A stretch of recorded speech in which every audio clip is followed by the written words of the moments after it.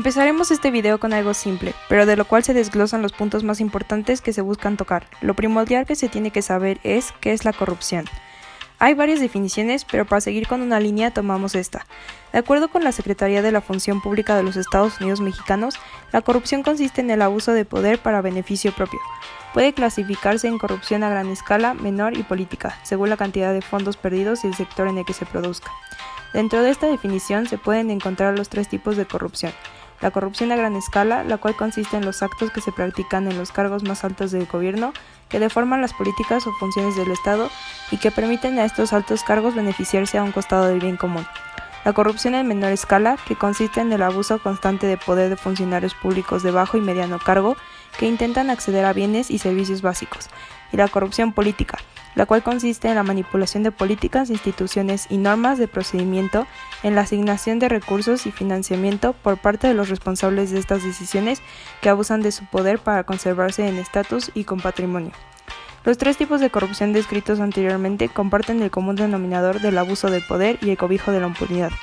Casi ninguno de estos actos delictivos es castigado propiamente, por lo que es extremadamente difícil ponerle un freno a la corrupción. La corrupción en México es un problema que ha estado presente en todos los procesos históricos del país, desde la época colonial hasta el momento en que los mandatarios que encabezaban el país comenzaron a tener un deseo insaciable de poder. El tema tristemente ha sido interiorizado y normalizado por todos los mexicanos. Sin embargo, la esperanza de enderezar el camino mexicano prevalece, pues existen numerosos casos de países que vivían sumergidos en ella y que con ayuda de reformas lograron acabarla y crear una conciencia de progreso tanto entre sus funcionarios de gobierno como entre la misma población. Que es un tema difícil de investigar, es necesario estudiarlo para poder mejorar las condiciones de vida del país y hacerle justicia a aquellos afectados. Sin embargo, no solo se trata de mejorar el sistema, sino también a las personas, de manera ética.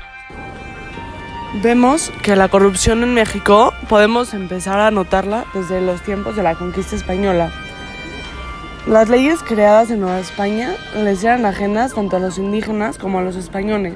Por este motivo, cada uno defendía sus propias leyes y corrompía las de los demás.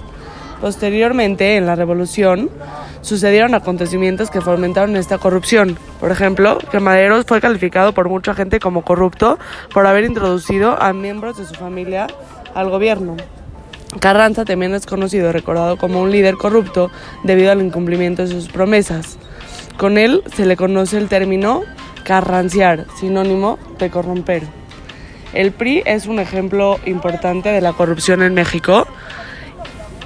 Un ejemplo clave que se ve en esto fue cuando se celebraron las elecciones del 88, en el cual el sistema se apagó a la mitad, dejando como ganadora a Salinas de Gortari en unas elecciones bastante dudosas.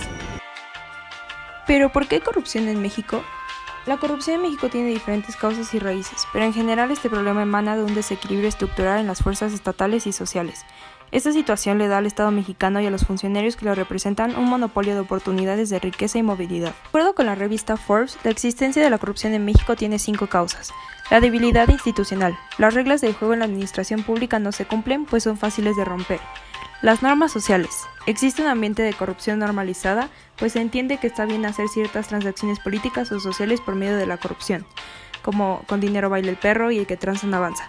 La falta de contrapesos políticos. No hay una oposición ni congresos activos que vigilen a los poderes ejecutivos.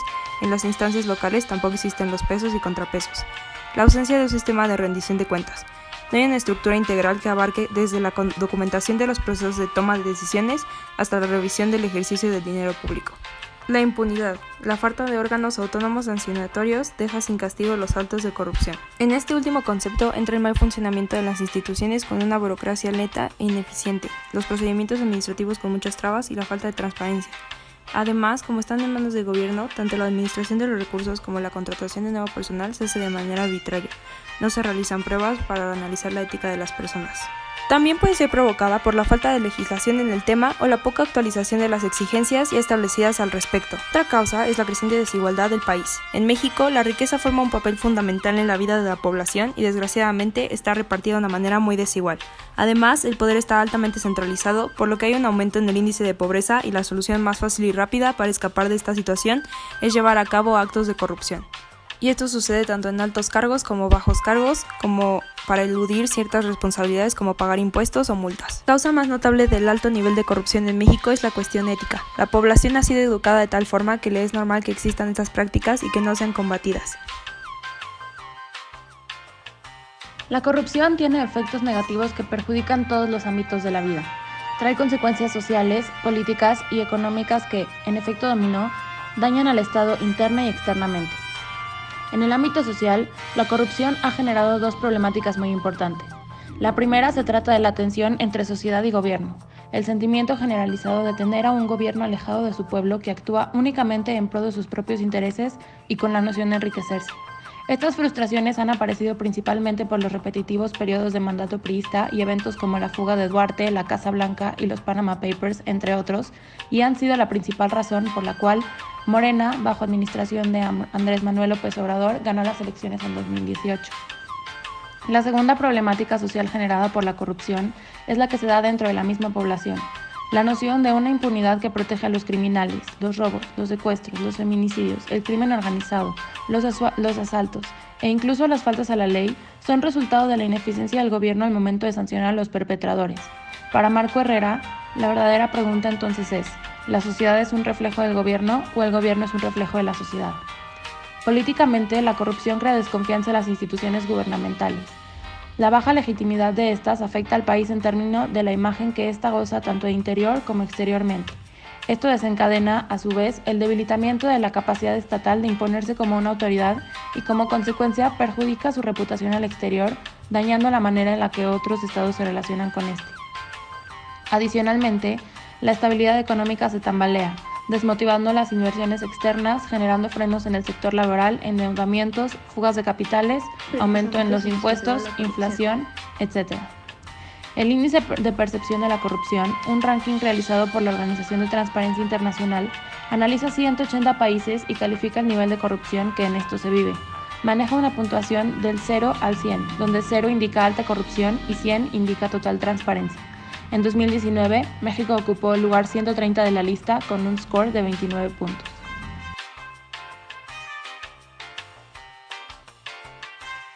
Diferentes ámbitos en los que se da la corrupción, por ejemplo en la política, patrocinada principalmente por el Estado. También la rotación de cargos públicos, por ejemplo el dedazo. Otro es el compadrazgo, en el cual amigos o familiares de la persona sin capacidad ni preparación ocupan cargos públicos. Y aquí influye la creación de un sistema paternalista y clientelar, en el cual el gobierno cumple los deseos de ciertos sectores de la población para así mantenerse en el poder durante un largo periodo de tiempo, por ejemplo los sindicatos. También se da en el crimen organizado, aunque se piensa que estos grupos están separados de las fuerzas políticas armadas o de los políticos en general, la realidad dicta lo contrario. Estos dos pactan para obtener ciertos beneficios. El gobierno intenta controlar el peligro que generan estos grupos criminales, pero también puede llegar a hacer pactos con estos para financiarse y llegar al poder. No solo es un fenómeno del sector público, sino también del sector privado, principalmente entre empresas que buscan una agilización en el cierre de sus trámites, la evasión de multas e impuestos y la obtención de permisos esquivando la burocracia. Por ejemplo, simplemente para abrir una empresa se necesitan más de 5 recursos. Según la revista Forbes 2017, el porcentaje de actos de corrupción en trámites con las autoridades se concentra en el contacto con autoridades de seguridad pública, 44%, seguido por el inicio de una averiguación previa en el Ministerio Público, 30%. En tercer lugar están los procesos y juicios laborales y mercantiles, el cuarto puesto es para licitaciones, 8.3%, y el quinto para permisos, 6.8%. Ahora veremos los costos que trae tener un sistema corrupto.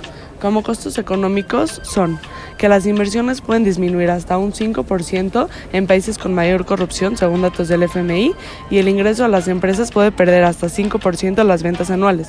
Además, que gracias a la piratería se pierden 480,000 millones de empleos al año. Los costos políticos son que se genera una insatisfacción hacia la democracia y solo el 37% de la población la apoya y el 27% se encuentra satisfecho con esta. Los costos sociales son que se reduce el bienestar social, el 14% del ingreso promedio anual de los hogares es destinado a pagos extraoficiales y existe una correlación positiva entre la corrupción y los niveles de violencia. Crisis de representación. El 91% de la población ya no confía en partidos políticos, el 83% en los legisladores y el 80% no confía en instituciones del sistema judicial.